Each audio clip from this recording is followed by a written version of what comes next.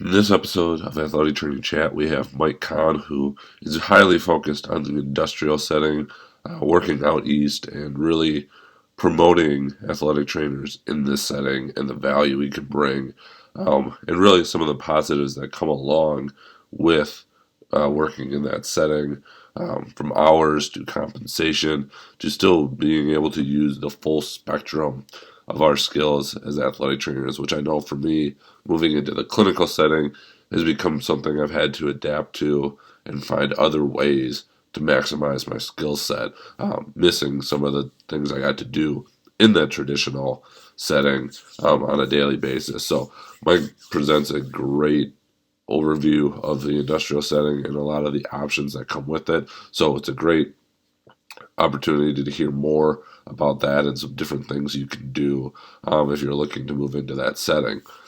As always, we are brought to you by Mueller Sports Medicine. Please consider them when you're looking at your sports medicine needs.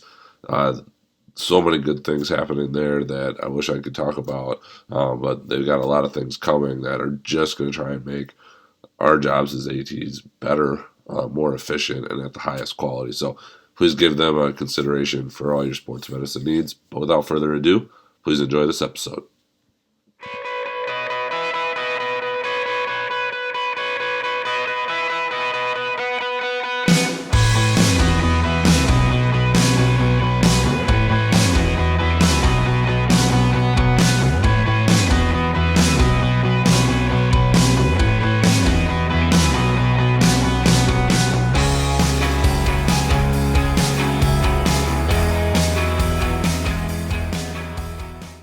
Well, welcome to this episode of Athletic Training Chat. We are on with Mike Kahn, who is on to talk about the industrial settings, occupational health space, and just kind of that quote unquote emerging settings within athletic training.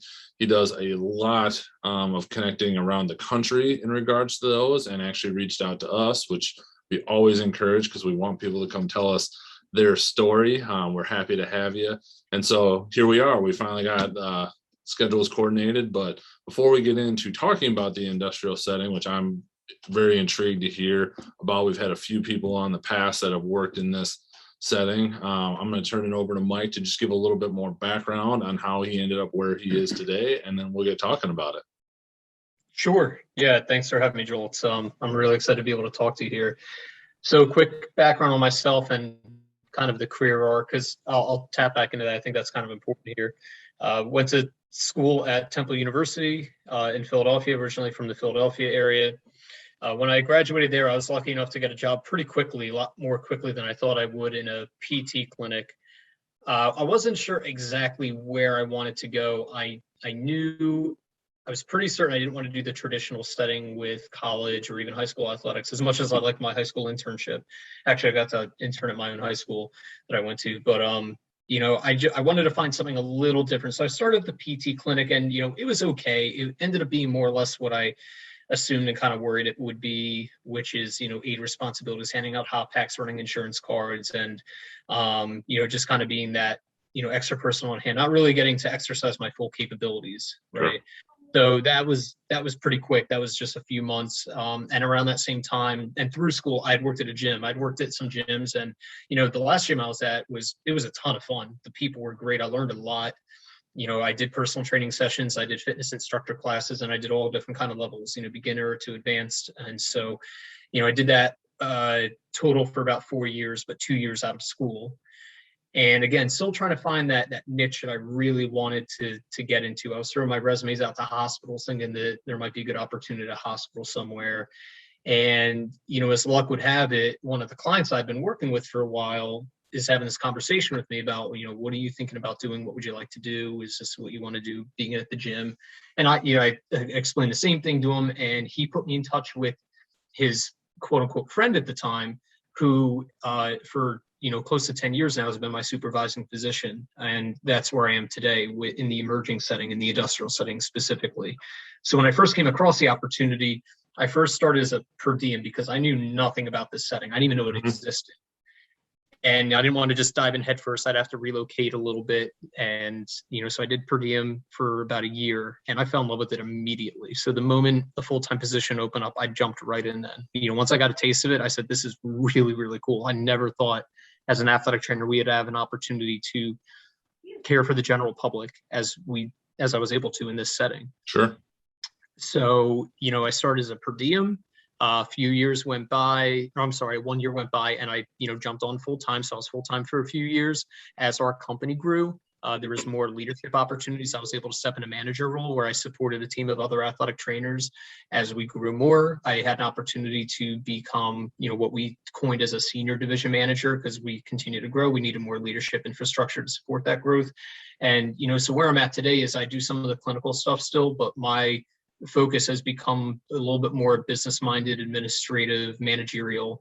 I supported a team of 15 athletic trainers, just foster their growth and development, help them strategize with things, basic manager responsibilities, and then separately with our company, kind of help with different business development strategies as well too in company projects. So, I know that's a little long-winded here, but again, just trying to paint the picture of what the setting's been able to offer me. And I've been fortunate enough to, begin as a per diem, and that career arc I've been able to transition quite a bit, and that entire time use my full capabilities as an athletic trainer. Yeah, I think that's a really interesting part about it is the breadth of experience you've had in a seemingly a relatively condensed amount of time, starting off from truly kind of clinical and skill based, but then adding on that administrative and, leadership, if you will, side fairly quickly. Like I mentioned, we had a couple other athletic trainers in the industrial setting, and they had their kind of take on why they went there. You mentioned a few of those things, but what do you see as being some of the biggest draws to this setting as it continues to emerge and evolve within the profession of athletic training? Sure. Yeah. So there's a few. I've always been pretty transparent about this when we're talking to new people coming into the setting. They're doing interviews and they ask me that same question, which I think is a great question. On paper, right up front, the thing that first attracted me was a competitive salary and the work-life balance. Those were the two big things that stood right out to me to say, okay, yeah, let me give this industrial setting thing a try. We all know the challenges that we as a profession face with proper compensation. And I know you've had some really great talks with people even recently about that and the work that's being done there. But, that's still a challenge and we're still up against it. And athletic trainers overall are still vastly underpaid, in my opinion. So when you see the competitive salary that's being offered right up front, even for a bachelor's degree, sometimes, a lot of times, that's very attractive. And then you get into the schedule and the work-life balance and the hours, and it's almost always typically 40 hours a week. Depending on the client site you're at and the schedule, most of the time, it's more like daytime hours. Sometimes There could be some nighttime, but the point is, your schedule well in advance. You're really not ever doing any weekends unless it's, differently agreed upon ahead of time. So, again, when it comes to the 40-hour work-life balance, and then you look at the salary too, it's pretty attractive. And that salary is actually, if you really think about it, compared to what people are coming from in other settings, it's actually even a little bit more than what it seems, because the salary itself might be low, but then the hours of working are also so much higher. So you're getting it on both ends where your time is reduced and your income is increased. So that's pretty nice. So that's the initial attraction part. Now, the draw that really kept me there, and that I tell people too, of why I fell in love with it, why I think they'd fall in love with it, is a few things. One, you will absolutely be used to your full capabilities. You're not just handing out a hot pack. You're not low man on the totem pole where you don't get an opportunity to really exercise your clinical capabilities and your skill set. When you're there on site, it's your show and you get to exercise your full skill set. Now, that's not to say you're without a lifeline and you're the only one there. You don't have a support system, but again, you are empowered. I think that's the key part. You're really empowered to exercise your full skill set. That's one thing. A second thing that's really important too, that I personally really like for myself and knowing me and the relational person I am, I really appreciate getting to work with the same people day in and day out. At a PT clinic, you're with patients for a few weeks, few months. Traditional setting, you're with athletes for a season, or, depending on the setting, maybe a little bit longer, they might be coming back. But at a certain point, that time's going to expire with your population that you're working with. In this setting, you're working with people that, this is their career. I story I usually tell people is my first day there, I met this guy, Dennis. 10 years later, I'm still working with Dennis. I still treat Dennis, and that's just one example. So you really build relationships with these people. You really get to know them, the employees of the work site. They really become to rely on you. They turn to you for their healthcare and their wellness needs, and you develop a really good relationship with them. So I really appreciate getting to build relationships and work with the same people day in and day out, and they could come see me at any point they want. And the third part I won't expand upon because I kind of already did is, just the advancement opportunities, really. Sure. Yeah, I think that's kind of unique. You brought up 2 points that to kind of go back on is using your full skill set, which I think we'll get into more so, and maybe I'll ask that question here next, but then that uniqueness of almost getting that same type of traditional setting experience where you're working with the same people. Because for me, switching to a clinic, that's been the hardest thing, is you see people in a 20-minute appointment that you think you could go and help.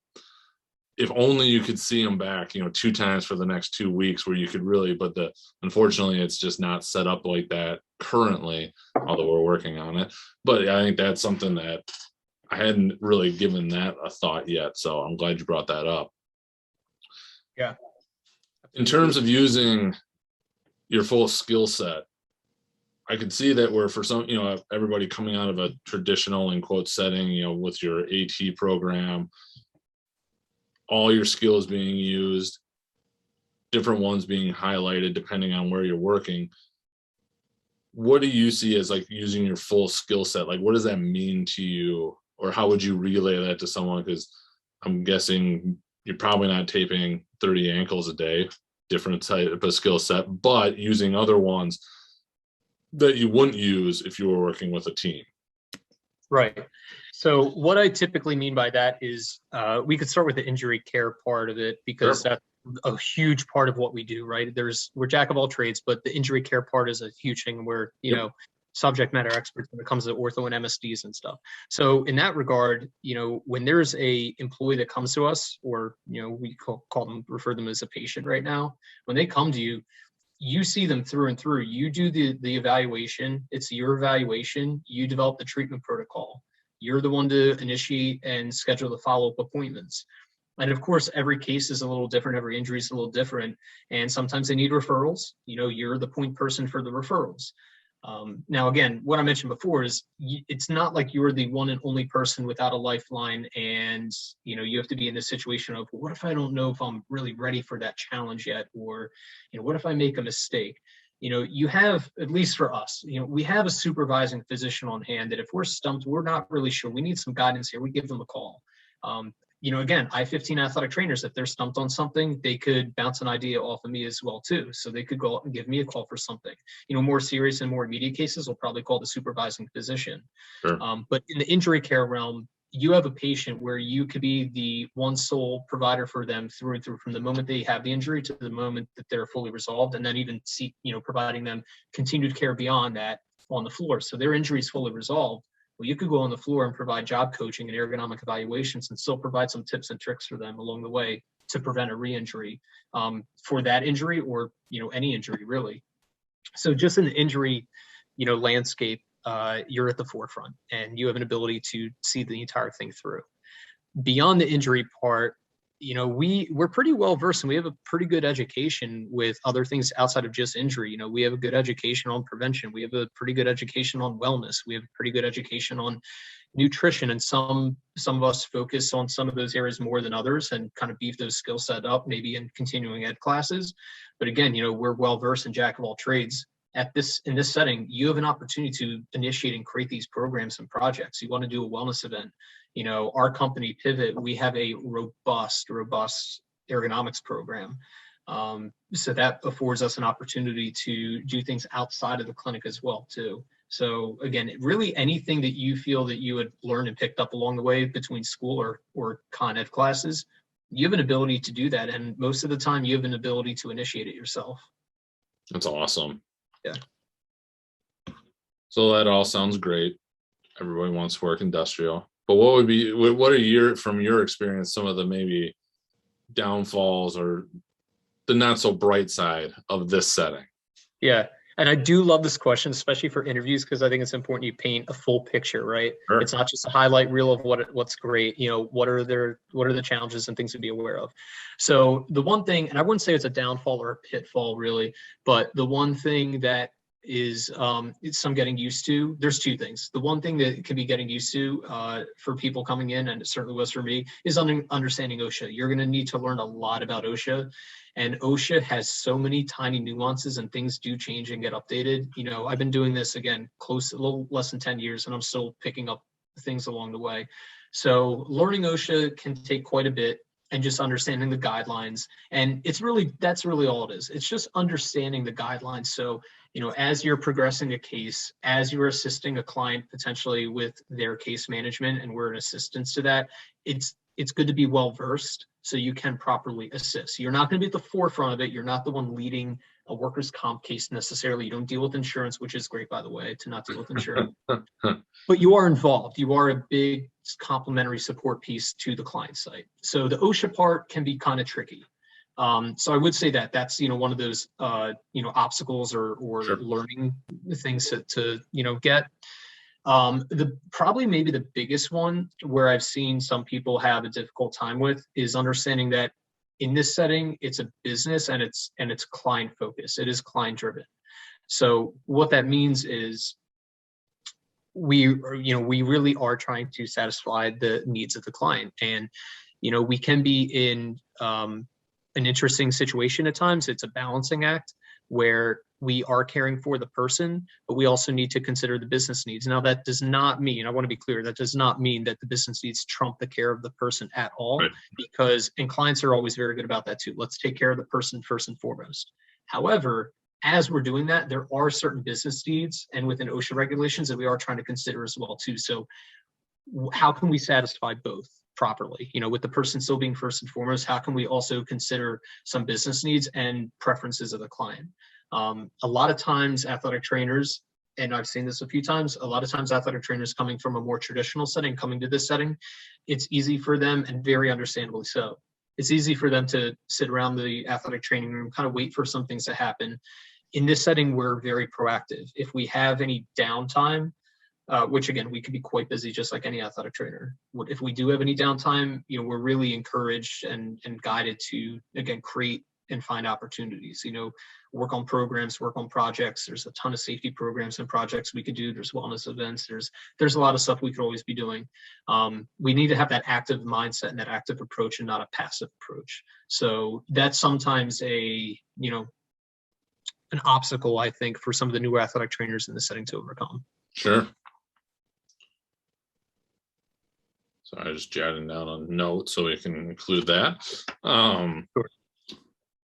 So you talked about kind of the transition already. Some people going from the traditional to this for a multitude of reasons. Some, i.e. yourself, kind of got it coming right out of the gate to a degree. If people are interested in going this as it is becoming more of an emerging setting, or if you don't really like it, I would be curious also on your take on the quote unquote emerging settings. I know there's been some back and forth on that, but if they were looking to go into this setting specifically, what would you suggest that they start looking at, short of just applying for those jobs? What things could they do to help get into those roles?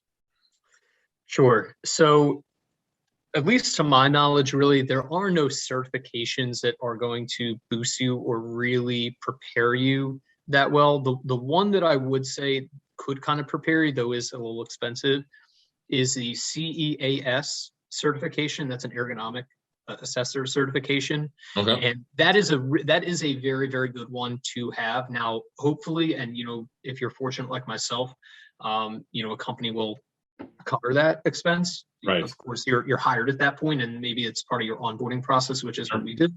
But that is, if you have the means for that, the CEAS is a great certification to have for ergonomics, because no matter what industry you're serving, and most likely, no matter what company you're with, ergonomics will most likely be a very big focus. There's a big opportunity for us to make an impact for the employees and safety prevention, or I'm sorry, injury prevention, really, within ergonomics. So the CEAS is a great certification. That's one I would definitely recommend if you have the means for it. There are some sites that is client dependent. I know for construction, for example, a lot of times they require a certification called the OSHA 30. Essentially, it's 30 hours of different OSHA teachings and learning modules to go through. And that's really just more of a requirement to be able to go on site. But again, that's more of a client driven thing. And I don't know, I'm not entirely sure how helpful that's going to be for you as a incoming clinician or practitioner Right. to have that kind of certification. So outside of the ergonomics one, there really isn't one that I would be recommending. My best recommendation to prepare yourself for this setting, if you will, is some of the things I'd mentioned before. Understand to have an active mindset rather than a passive mindset. Try to develop a bit of a creative mindset if you can, to look for opportunities and create and come up with ideas, collaborate with others on coming up with ideas, and prepare to learn more about OSHA. There is no one good source I could tell you to pick up things on OSHA. I don't want to direct you to OSHA's website because I guarantee you'll get lost. You'll get lost in a bunch of words and texts that probably don't mean anything. Fair. So that's probably the most that I could offer on that front. Gotcha.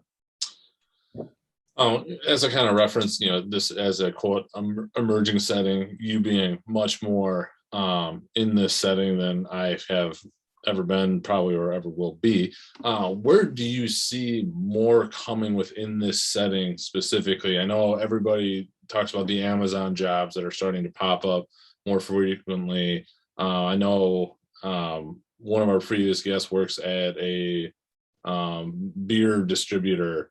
Another works for a graphics company in Wisconsin. And then I know airlines up in the Twin Cities are also employing athletic trainers. But that being said, what have you seen, because you follow it so much closer than probably most? Yeah, so are you asking where do I see the athletic training profession itself as a whole, or this setting specifically? Just this setting, like within the industrial or occupational setting, are you seeing more specific types of companies or industries really honing in on utilizing athletic trainer skills?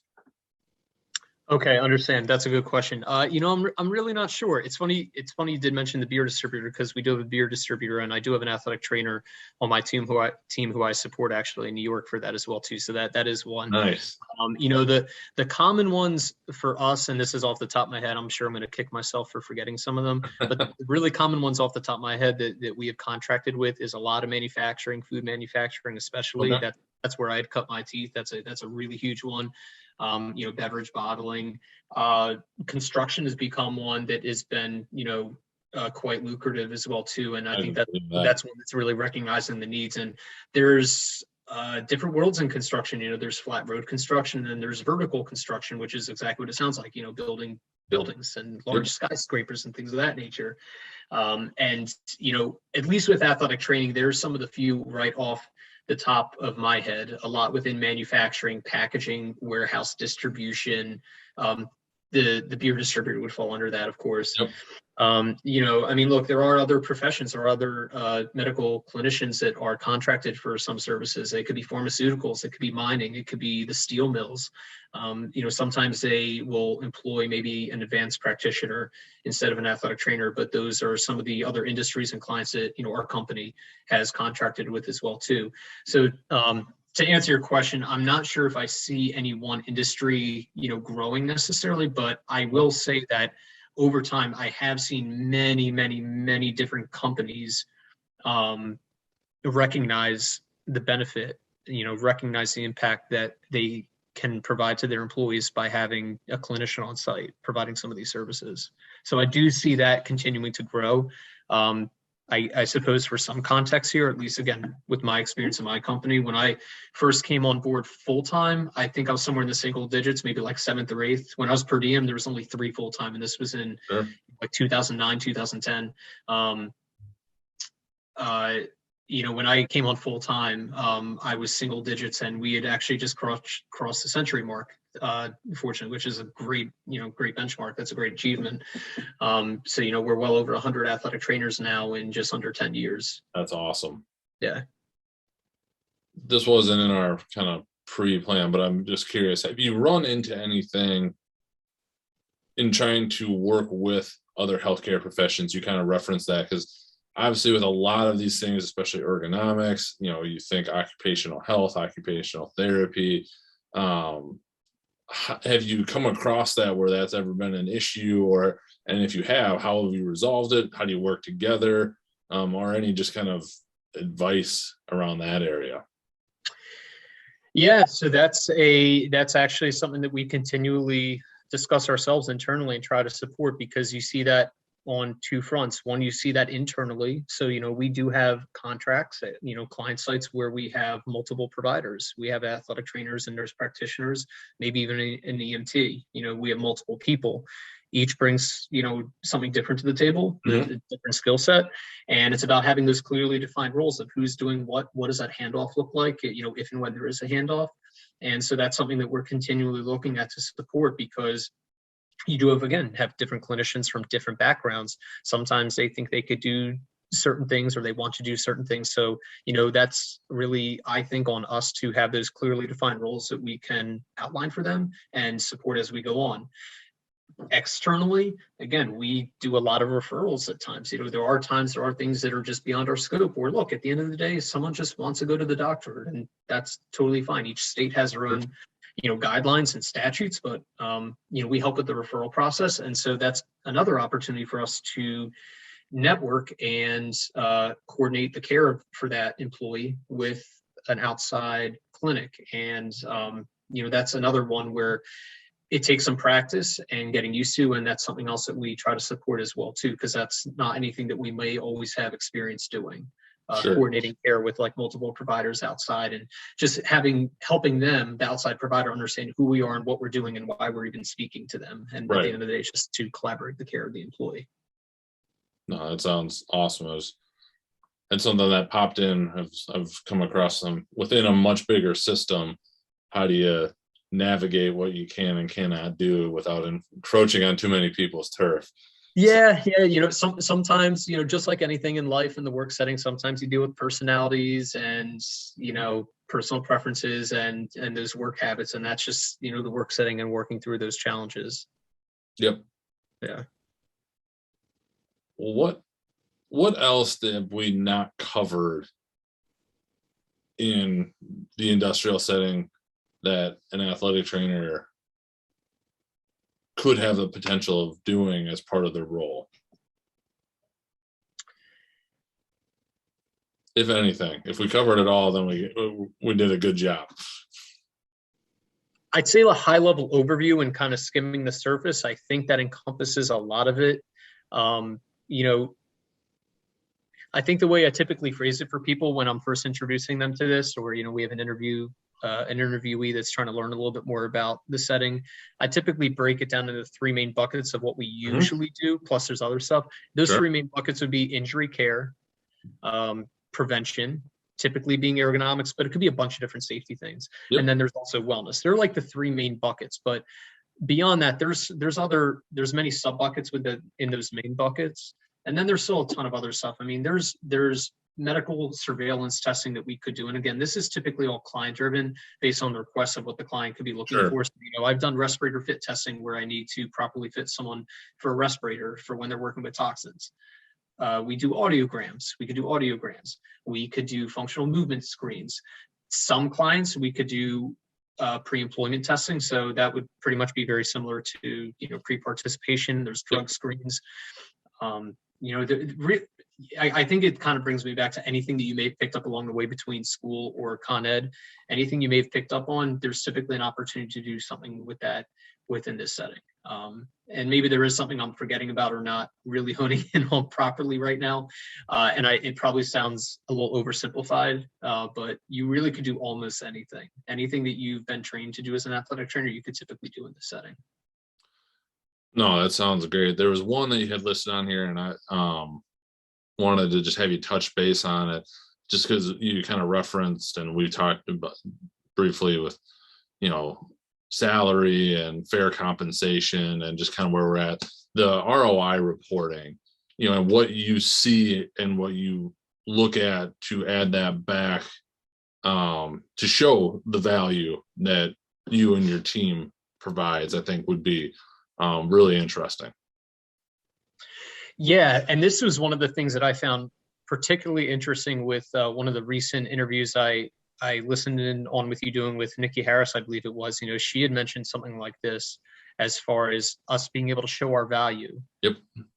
Really quantify it and have, within a business mindset to really highlight and show the value. And that's exactly what this ROI does. So, the ROI is doing a few things. And for those that don't know, that's return on investment. So an ROI report, scorecard, it does a few things where it can help the client, show, the impact of our service, really. It could show the money that they're saving with us. It could show the positive impact that we have on things within OSHA and, their work productivity. But then, going back more to your point, I believe what Nikki Harris had touched on is it really shows the value of the athletic trainer itself. And I think there are things like that will and should help advance the profession. We're quantifying, with real numbers, the true value that the athletic trainer can bring to a work site. And again, employers are noticing that, more and more are noticing that. And I know that's why we've seen such incredible growth. And I'm sure other companies in the setting have seen, very strong growth as well, too. So that is something that we have been doing for quite a while. And year over year, we continue to build that out more and more to make it more expansive, more robust, to really put as much emphasis on the value as we can. Are there any specific, this may be getting too far into the weeds, like metrics that you're looking at in this specific setting, satisfaction scores, run loss data, are there, kind of a few highlight ones that you are specifically looking at that you're presenting back to clients as, contract talks come up or whatnot? Sure. Yeah. So some of them are, some of the simple dollars and cents of, our flat rate versus here's a case. And we could list all the cases that we had through a year, a quarter, year over year, whatever timeline we want to, right? Or whatever the client's looking for. The flat rate versus these cases, if they were to go out, this is what they could have cost, right? Sure. So this can go against, the national benchmark averages of cost for, a rotator cuff strain going out for PT, for example, or whatever the case might be. So some of it's a simple dollar and cents of the costs that they avoid by allowing the medical care to be provided on site by us. Sure. On the OSHA side, and this would be a separate conversation. I don't know if I'm going to go too far in the weeds here, so that's totally fine. But a lot of the things that the clients look for are within the OSHA guidelines. So there's OSHA recordability, there's days away from work. What did we prevent? What did we prevent altogether, or what did we mitigate? Maybe there was a recordable or some days away from work, but how much did we reduce that? What would it have been, outside of that? So, part of this is a bit of a predictive model. There is other really hard data that we could just simply report on quite easily on that as well, too. So, metrics wise, it's treatment, it's outside treatment versus the inside treatment. And then it's different OSHA metrics that they are particularly interested in. And, that again, just comes down to having a very strong understanding of some things within OSHA and then being able to tap into that and report on that properly. No, that's perfect. Appreciate the kind of high level overview of that.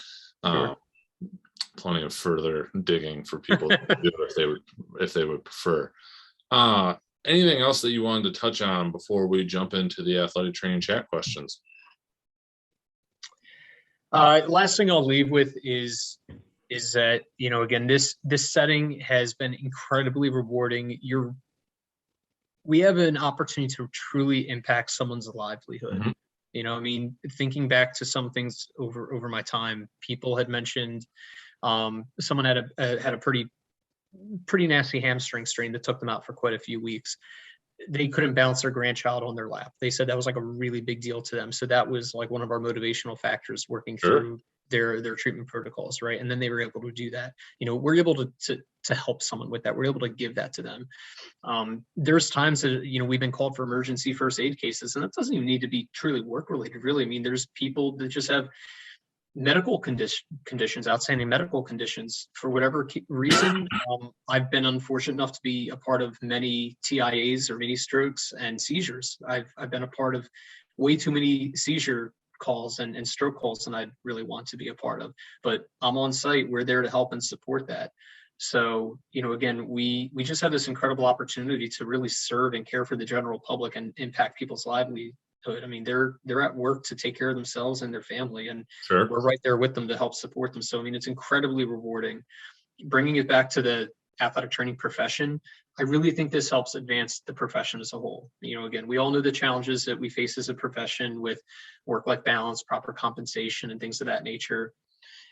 This seems to be a very strong pillar to not really just help address that, but it is a part of that. It does help advance the profession. I think it really helps show our communities what an athletic trainer is and what we can do.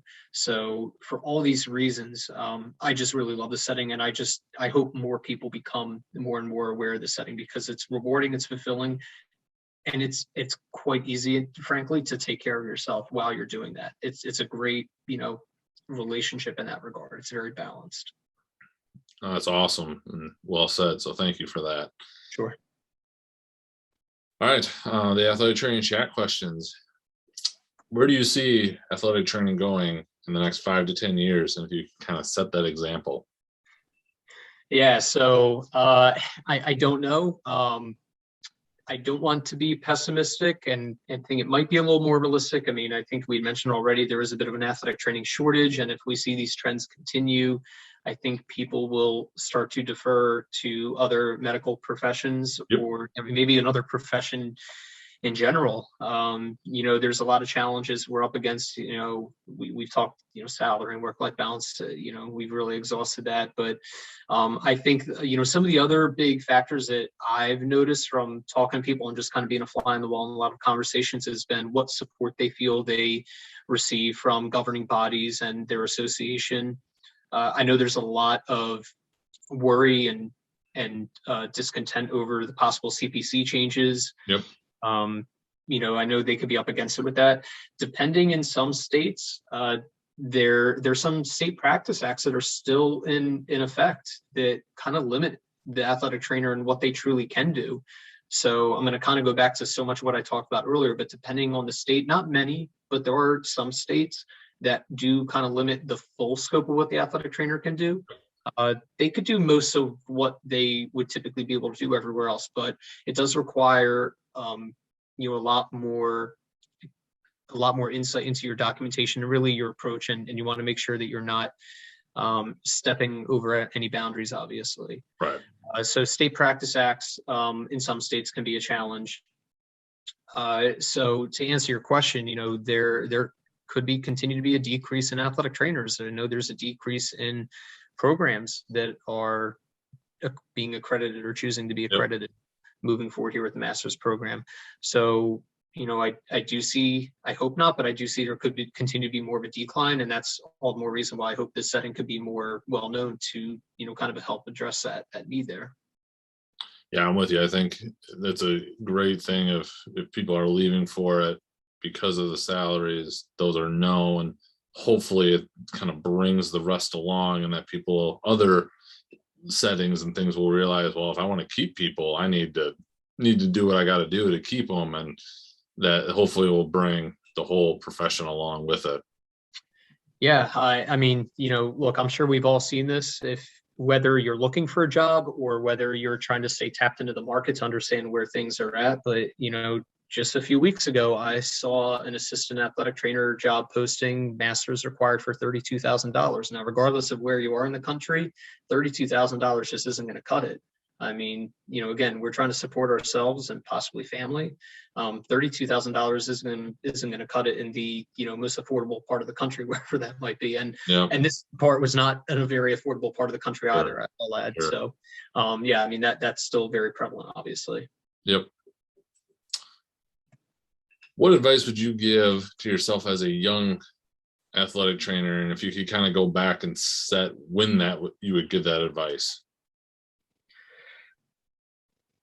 One thing I've kind of always recommended to people, and I continue to impress upon myself too, is talk to as many people as you possibly can and ask as many questions as you can. Really try to ask some probing questions, try to gain a full understanding and as much insight into something as you can in those areas that you might not be familiar with. So if it's an area like this, reach out to someone. And again, but I'll make sure you have my contact information because I'm happy to speak to anyone about this stuff. And especially on the financial side, do what you can for financial planning as well. That's probably the one thing I'd say. I wish I could go back and talk to my younger self to be a little bit more financially responsible and conservative and things of that nature. But, really, I think it's networking. Networking is the biggest thing. You don't know when someone could become a really valuable resource, even if it isn't right around the corner, if it isn't right up front, it could be years down the road. And maybe one of those resources ends up being someone on the financial world. So there you go. One stone then, yeah. What has been the most influential resource that you have found in your career? So I know I'm biased here, and I'm going to kind of prop this up a little bit, but I think I've just been incredibly fortunate with my experience with my company at Pivot that internally, so many people internally have been the best resources. So that's been many athletic trainers, a lot of different athletic trainers all over the country. I mean, we connect fairly constantly. So Sure. The networking there internally has been incredible. My direct supervisor himself as an athletic trainer as well too, unbelievable resource and support for me. And even not other athletic trainers, we've been fortunate enough with just, our HR department, our senior leadership, really at any level, regardless of title, an athletic trainer, at the site level. I'd say they've been my best resources.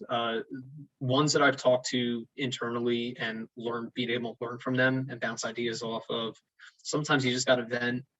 That I think has been the most valuable resource. So I've just been incredibly fortunate to have a great supporting cast around me my tenure. It's a relatively common answer, so a good one at that. As an AT in your role, how do you take care of yourself? This might be a pretty common thing too. And this is something I challenge myself with.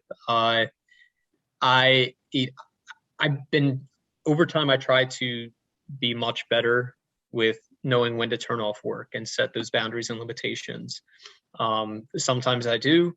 Sometimes I find myself cheating and I still tap into work. Like I check that email or I send an email, even though I told myself I wouldn't. So what I try to do, and I do better with this over time, I have been better with it, but what I try to do is just set boundaries. I try to set realistic boundaries for myself of when to work, when not to work. And I think also really trying to communicate that, with my family. I have a wife with a toddler and a second one on the way. So that work-life balance is extremely important, obviously. And I mean, look, we're asked to do a lot, especially in a leadership role. And I'm going to do things more than 8 hours a day. I'm going to do things more than just 5 days a week. And I understand that comes with the territory, and I'm happy to because I really enjoy what I do. Sure. You also want to have that healthy balance too. So I think it's a matter of finding those boundaries, setting those boundaries and really trying to adhere to it as best as you can. The other thing I'd say that is, I think, beneficial is, try to have candid and transparent conversations when they're needed. That might sound pretty abstract, right? But I've found, especially in a leadership role, if things happen, resentment can build for whatever reason, because again, life happens. Sure. Just things in life happen. And I think, when we're looking at mental health, especially so much this past year and a half or so, almost 2 years, has been so much more at the forefront. A small piece of the mental health part that I think is important is to not hold on to things and, make sure that there's a proper outlet for that you could speak about it. So I think that's very important as well too. I like it. If you could change or eliminate one thing, could be a modality, a common practice, or a mindset, or anything of your choosing in the field of athletic training, what would it be? State practice acts. Pretty simple.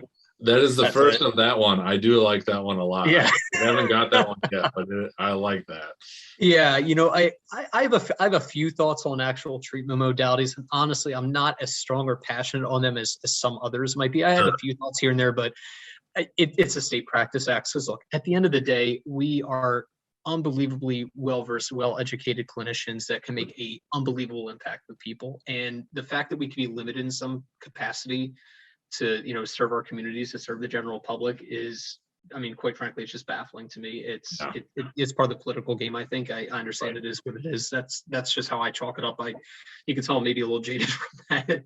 I get it. It would just be the state practice act. Because look, at the end of the day, we go to school and get into this profession to help people, and to think that we can be limited in doing that is just such a disservice to the community and to those Right. people. So state practice acts, get them out of here. I like it. That's a good one. Yeah. Lastly, what does being an athletic trainer mean to you? Kind of what I had just mentioned right there. We're health, safety, wellness advocates. We're really well versed in all these different areas, and we have a unique ability to impact people on so many different levels. So I think it's simply a matter of being someone that could serve the community. I think we're healthcare partners for life, really. I understand how that probably sounds a little cheesy, but I wouldn't say I didn't mean it. I do mean that where, we are and can be, we should be incredible healthcare partners for people. So that's what being an athletic trainer means to me. And in that regard, I wouldn't change anything. I like it. That's a very good description, and I appreciate you sharing that. So kind of just to wrap up, you referenced it, but we're going to hold you to it. If people wanted to reach out to you, where would they best find you? Sure. So you could search for my name on LinkedIn. You could get me on LinkedIn. Or if you'd like to email me directly, more than okay. I actually encourage that. I'm happy to field questions since I like talking about this. You could reach me at, it's M Kahn. So it's my first initial for Mike, KAHN. And it's at Pivot HS. So PIVOTHS.com. Got it. Awesome. Well, I really appreciate you taking the time to do this and reaching out to share this. I think this was a really good another view and oversight over this profession, specifically in these settings, and a lot of good takeaways. So I appreciate you again for doing that. I appreciate you, Joel. I think what you're doing here is awesome. Man, I'll tell you, I love this stuff. I think, creating a community for athletic trainers to get together and talk and listen to one another. I mean, this is another great way to advance the profession. So this is great. Thanks for having me. Really appreciate the time. Anytime, and very much look forward to staying in contact. So absolutely.